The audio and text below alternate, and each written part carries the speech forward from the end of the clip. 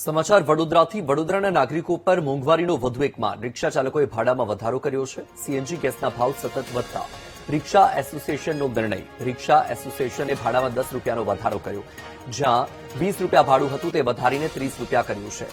રિક્ષા એસોસિએશનના સભ્યોએ નવા રિક્ષા ભાડાના વધારાની સત્તાવાર જાહેરાત કરી। સીએનજીના ભાવ વધતા રિક્ષા ભાડામાં વધારો કરવો પડ્યો હોવાની પણ વાત કરી।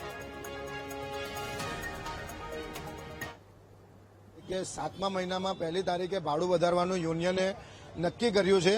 એ નક્કી કરવાનું કારણ એક જ છે કે સાહેબ આ મિડલ ઇસ્ટ દેશમાં જે યુદ્ધ થઈ રહ્યા છે, જેમાં કાચા તેલ, પેટ્રોલ, ડીઝલ, સીએનજી, ગેસ, આ જે ખાદ્ય પદાર્થમાં ભાડું વધ્યું, જે ભાવ વધ્યો છે, તેના કારણે એક રિક્ષાવાળા યુનિયન પ્રમુખે નક્કી કર્યું છે કે સાહેબ અમે જે ભાડું છે એ સરકારને વિરોધ પ્રદર્શન કરીને નથી કરી રહ્યા, એક નોર્મલી રીતથી એક સરકારથી વિનંતી કરી રહ્યા છે કે સાહેબ અમારી માંગણી સ્વીકાર કરજો અને કોઈ પણ જાતની અમે વિરોધ પ્રદર્શન નથી કરવાના।